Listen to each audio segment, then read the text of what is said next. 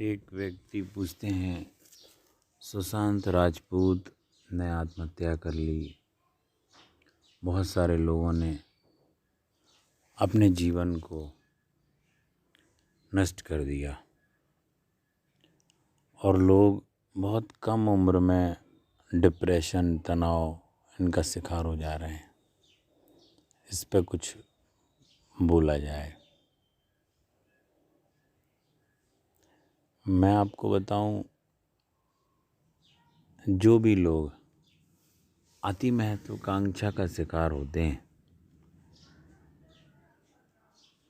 और जीवन को बोझ समझ के जीते हैं, उन सबको तनाव तो हो ही जाना है। परेशानी ये है कि हम जो हैं उससे संतुष्ट नहीं हैं। एक कहानी मैं आपको बताऊं, स्वामी राम तीर्थ ने इस पे लिखा था। वो भारत के बाहर गए, पहली बारी गए थे। एक प्लेन में थे, वो बहुत फेमस कहानी है उनकी ये। एक बूढ़ा व्यक्ति था, विदेशी नागरिक था और कभी उसकी उम्र कम से कम 90 साल की होगी। आप सोचेंगे 90 साल, हम लोग 90 साल के व्यक्ति को इस तरह देखते हैं जैसे ये भाई साहब अभी कर क्या रहे हैं, इन्हें तो यहाँ जिंदा ही नहीं होना चाहिए। अच्छा, जिंदा होने पे भी हम लोग कोई ना कोई कमेंट मार ही देते हैं। उनके लगभग सारे बाल सफ़ेद होके पक चुके थे, लाल कृष्ण आडवाणी जैसे। आंखों में 90 साल की मेमोरीज बिल्कुल भरी पकी पड़ी थी। चेहरे पर झुर्रियाँ लबालब, बहुत एक्सपीरियंस। लेकिन वो सबसे कठिन लैंग्वेज हम लोगों में चाइना कही जाती है, चाइना की। हालांकि इस समय चाइना से इतनी दुविधा चल रही है कि अगर चाइना का नाम ले दो तो लोगों को लगता है कि कोई अपराध कर दिया है। वो चीनी भाषा सीखने में लगे हुए थे। चीनी भाषा सीखना साधारण काम नहीं है, वो भी एक बहुत बड़ा कठिन मामला है। जवान आदमी भी नहीं, रशियन तो एक साल में सीख सकते हैं आप। हमारे बहुत सारे मिलने वालों ने रशिया पर बड़ा अच्छा एक वर्ष में ही सब सीखा और बोल भी लेते हैं लोग। लेकिन चीनी भाषा बड़ी कठिन है। सिंपल आदमी को लियो, कम से कम उसे वो ऐसी नहीं है ABCD जैसी। चीनी लैंग्वेज की पिक्टोरियल लैंग्वेज है वो। उसके पास जो, जैसे उनके पास जो चित्र होते हैं, साधारण आदमी को ज्ञान के लिए कम से कम उसे 5000 पिक्चर की नॉलेज होनी चाहिए स्पेशलाइजेशन के लिए। चीनी का पूरा ज्ञान के लिए 1,00,000 चित्र मेमोरी में होने चाहिए, तब कोई आदमी चीनी भाषा में पंडित हो पाएगा। 10 वर्ष या 15 साल का समय लेती है ये चीनी भाषा पूरी। 90 साल का बूढ़ा सुबह से बैठकर चीनी भाषा में पारंगत होने की कोशिश कर रहे हैं। स्वामी राम तीर्थ जी, दिमाग से उनसे पूछिए, उनका लिखित वक्तव्य है, वो मैं बताऊं, पढ़ा था मैंने। 90 साल की उम्र में चीनी भाषा सीखने बैठे हो। पूछा उनने, कब सीख पाओगे? और मुझे ऐसा लग रहा मरने के पहले सीख पाएंगे तो बहुत मुश्किल है, मरने के पहले सीख लें। अगर कोई दूर की कल्पना भी करे तो आदमी 90 साल का है तो हम उसे 10 साल से ज़्यादा तो उसके बारे में सोचेंगे ही नहीं कि वो जिएगा। इंडियन लोग तो इतनी अनुमति भी नहीं देंगे, नहीं मर रहा हो तो कह देंगे भैया इन्हें कोरोना हो गया, ले जाओ बाबूजी को। और जो बच्चे कुछ 90 साल के लोग होंगे तो वो अगर उन्हें कुछ नहीं भी हो रहा होगा तो कोरोना के बहाने उनको ठिकाने लगाने की तैयारी कर लेंगे। अगर हाल फिलहाल हमारे शहर के होंगे तो मैं तो गारंटी ले रहा हूँ इस बात की। वो इंडियंस लोग अधिकतर, सारे तो नहीं, 45 साल अगर वो पार कर जाए फिर उनके लिए 100 के बारे में सोचना बहुत मुश्किल हो जाता है। मान लीजिए भगवान ने कोई भूल चूक कर दी और वो 100 के पार भी निकल गए, और जिस लैंग्वेज को सीखने में 10 से 15 साल का समय हो, यूज़ करना हो, 10-25 वर्ष उसको यूज़ करने का मौका मिले तो हम समय देंगे, नहीं तो हम क्या उतना ट्रेनिंग टाइम में वेस्ट करेंगे। हमारे लिए तो जब तक उसके बदले कोई आउटपुट नहीं मिल रहा है तो वेस्टिंग ऑफ टाइम है। फिर हम ये सोचेंगे इसको सीखने का फ़ायदा क्या, हमको कोई पैसे मिलें तो है ना। 2-3 दिन राम तीर्थ जी ने देखा वह बूढ़ा तो आँख उठाकर उनको लिफ्ट ही नहीं मार रहा है। उन्हें देखा ये हो क्या रहा है, वह तो अपना सीखने में लगा है। कई लोग ऐसे स्त्री पुरुष मुझे बहुत ऐसे मिलते हैं, कुछ आंटी लोग जो उम्र के पार हैं, जिन्हें सीखने की ललक है। ऐसे भी कुछ इंटरेस्टिंग लोग हैं, उनमें से ही सारे वो बुजुर्ग रहे होंगे। वह बूढ़ा आँख उठा के उनको बिल्कुल नहीं देख रहे। तीसरे दिन गए तो राम तीर्थ जी ने पूछा, हिलाया, भाई साहब, अंकल जी, क्षमा करिए, मैं पूछना चाहता हूँ आप कर क्या रहे हैं? इस उम्र में चीनी भाषा सीखने बैठे हैं, कब सीख पाएंगे? और सीख भी लिया तो उसका यूज़ कब कर पाएंगे? आपकी क्या एज है? तो उस बूढ़े ने हिसाब लगाया, मैं काम में इतना व्यस्त था, उम्र का मैंने हिसाब नहीं देखा, और उम्र का हिसाब रखता भी तो उससे मुझे क्या फ़ायदा। उम्र का हिसाब रखने में मौत तो आनी है, जब आ जाएगी। जब तक जी रहे हैं तो मैं कैलकुलेट नहीं करना चाहता। तुम चाहें जितना ही हिसाब रखो कितने के हो गए, कोई फ़र्क तो पड़ना नहीं। मुझे फुर्सत नहीं मिली इसका, मैं बिज़ी रहा, लेकिन ज़रूर 90 के पार तो हो गया हूँ।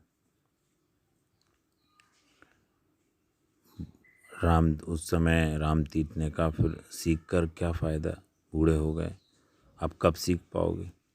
उस बूढ़े आदमी ने कहा, उस बूढ़े आदमी का सेंटेंस सुनिए, मरने का मुझे ख्याल नहीं आता है। जब तक मैं सीख रहा हूँ, जब तक जी रहा हूँ, सीखना ख़त्म हो नहीं होगा। जब सीखना ख़त्म हो जाएगा तब मैं मरने की बात सोचूंगा। अभी तो सीखने में ज़िंदगी लगाना चाहता हूँ। ये कब की बात है? 90 साल का आदमी बोल रहा है। अभी मैं बच्चा हूँ, क्योंकि I am in busy in learning period, वो ट्रेनिंग में बिजी है। बच्चे सीखते हैं तो मैं बच्चा हूँ। उस बूढ़े ने कहा, मैं क्योंकि मैं सीख रहा हूँ इसलिए मैं अपने को बच्चा मान के चलता हूँ। ये बात अब आध्यात्म की ओर बढ़ गई है, क्योंकि वो बुज़ुर्ग कह रहे हैं, अभी मैं सीख रहा हूँ, सीख नहीं पाया, अभी तो ज़िंदगी मेरे लिए पाठशाला है, मैं बच्चा हूँ, मैं मरने की कैसे सोच लूँ? जब सब सीख लूँगा तो मरने के बारे में मैं विचार करूँगा। बूढ़े होने का राज है जीवन पर नहीं ध्यान देना, नेगेटिव बातें सुनो, सिर्फ नकारात्मक चीज़ें सोचते जाओ, बोर हो जाओ जीवन से। जैसे सुशांत राजपूत सिर्फ 34 साल की उम्र में, सिर्फ 34 साल की उम्र में IIT इंजीनियर थे, फ्रस्ट्रेटेड हो गए। एक कोई बच्चा मैंने सुना अभी 19 साल 22 साल के थे, 1 नंबर कम आया, वो पता नहीं क्या किया उन्होंने, मर गए। एक बच्चा मैंने घर के 2 गली पीछे था, टीचर ने डांट दिया, पता चला उसने कुछ खा पी लिया। हम जिंदगी को इतनी नेगेटिविटी से लोगों की भी भर दे रहे हैं। व्यक्ति स्वयं तो कर ही रहा है, आसपास के लोग भी उसमें बहुत बड़ी भूमिका निभाते हैं। जिंदगी को नेगेटिविटी से भर दो, आप वृद्ध हो गए। जिंदगी पर मत ध्यान दो, मौत पे ध्यान दो, जिंदगी की खोज नहीं करो। एक गुलाब के पौधे के पास आप खड़े हो, फूलों की गिनती नहीं करो, कांटों की गिनती करो। कांटे ही कांटे हैं, फूल खिला, उसमें अरे काय का गुलाब यार, देखो हाथ छिल जाएंगे, कांटे लग जाते हैं, काय का गुलाब है। एक दिन और रात को देखो तो ऐसा कभी नहीं देखा 2 दिनों के बीच एक रात है, हमेशा देखो 2 रातों के बीच में छोटा सा दिन है। क्या करेंगे जी के, बूढ़े होने की ये तरकीब है। ज़िंदगी में जहाँ जहाँ अंधेरा हो उसको मैग्नीफाई करना, बड़ा दिखाने की कोशिश करना, बड़ा कांच अपने पास रखना लेंस वाला, अंधेरा दिखाई पड़े फ़ौरन मैग्नीफाई ग्लास लगा देना, बड़ा भारी दिखाई देना। रोशनी पड़े छोटा कर देने वाला ग्लास अपने पास रखना, जल्दी से रोशनी को छोटा कर दे। फूल दिखाई पड़े गिनती नहीं करना, फ़ौरन सोच लेना फूल क्या रखा, फूल अभी हाल मुरझा जाएगा 2 मिनट, फूल उल काहे का है, ये कोई फूल है। कांटा स्थायी है, परमानेंट है, ना कभी खिलता है ना कभी मुरझाता है, इसलिए मैं कांटों पर ध्यान दूंगा। ध्यान देने से आदमी, नकारात्मकता को ध्यान देने से वो जल्दी बूढ़ा हो जाएगा। अगर जवान होना है तो ज़िंदगी को देखना है, मौत को क्या देखना, सब कुछ नया है। सुकरात देख लो आप, मौत के लिए सुकरात की कहानी थोड़ी लंबी हो जाएगी, फिर किसी दिन बताऊंगा। पर सुकरात की एक लाइन में बोलूं कि वो मौत के बारे में उन्होंने बोला कि मौत से सुंदरतम नहीं होगा जब आएगी देखा जाएगा। जहर कूटा जा रहा था, कह रहे मैं थोड़े दिन जी लेना चाहता हूँ। ज़िंदगी को हम जितना इंटरेस्ट से जिएंगे हमें वो वैसी नज़र आएगी, लेकिन लोग उसका नेगेटिव पक्ष देख रहे हैं। अल्बेर कामू जी ने आत्महत्या के ऊपर बहुत कुछ लिखा है, बहुत फेमस थे वो। एक ऐसे था उनका 1939 से 40 के बीच में उन्होंने लिखा, और वो अस्तित्ववादी बहुत बड़े चिंतक थे। नीत्शे थे, सार्थ थे, शोपेनहेंगर, काफ्का, कामू, ये बहुत बड़े बड़े राइटर थे। अल्बेर कामू ने बड़ा अच्छा उसमें लिखा, आत्महत्या एक सामाजिक और कानूनी दुर्घटना बन जाती है। आत्महत्या बहुत निजी और पर्सनल और इंडिविजुअल मामला है आदमी का। आदमी जितनी त्वरा, जितनी तेज़ी, जितनी फास्ट तरीके से जीना चाहता है उतनी तीव्रता से वो मरने में लग जाता है।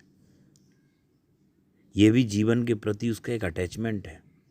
आत्महत्या का ख्याल तो बहुत साइलेंट में आदमी के पनपता है। मनुष्य की एक आदत बन गई है, इस आदत को तोड़ने का ख्याल उसके भीतर आता है। यही उसका उठाया हुआ एक अवेयरनेस कदम। आत्महत्या करने का निर्णय ये दर्शाता है कि आपने उस आदत को तोड़ने का निर्णय लिया, क्योंकि जीने के लिए आपके पास कोई ठोस वजह नहीं रह गई। आत्महत्या करने का मतलब ये है कि आपने स्वीकार कर लिया कि अब जीवन बोझिल हो गया, या आप उसे समझ नहीं पा रहे हैं। लेकिन अपने जीवन को समाप्त करना सिर्फ मन का निर्णय नहीं है, आपका शरीर भी उसमें शामिल है। शरीर से पूछें, हर शरीर जीना चाह रहा है, और ज़िंदगी की सतत मौत की ओर भाग रही है, उसमें शरीर अपने जीवन का उत्सव मनाना चाहता है। लेकिन हम जीवन को इतना बोझिल मान लेते हैं, उसके प्रति इतनी नेगेटिविटी तुलना से जन्म लेते हैं कि आदमी के मन में 10 या 20 साल का बच्चा वो तनाव से भर जाएगा, विषाद से भर जाएगा। आप किसी क्रिएटिविटी को जिसमें आपका मैं विलीन हो जाए, ध्यान की कोई पद्धति जिसमें विचार तिरोहित हो जाएं, आप जीवन का अंग बनाइए। जीवन को बोझिल बनाने की ज़रूरत नहीं है। कोई भी एक मेडिटेशन जो आपको जीना सिखाए, वॉकिंग करना, सांसों पर ध्यान, म्यूज़िक, संगीत, कोई भी एक रचनात्मकता, उसमें आपको पैसे कितने मिल रहे हैं ये ज़रूरी नहीं है। हम लोग कोई भी चीज़ सीखते हैं बिना कारण के नहीं करते, जबकि आप धरती में देखिए, सूरज की रोशनी बिना कारण के आ रही है, ऑक्सीजन बिना कारण के जन्म रही है, आपका जन्म बिना कारण के हो रहा है। धरती की जितनी कीमती चीज़ें, प्रेम, इस पृथ्वी की सबसे बड़ी घटना बिना कारण के जन्म लेती है। जब भी हम कैलकुलेटिव होते हैं, दिमाग लगाते हैं, कारण खोजते हैं, वहीं जीवन बोझ शुरू हो जाता है। सब कुछ अकारण है, सब कुछ अकारण है। थोड़ा विचार कीजिए, हो सकता कुछ काम आए।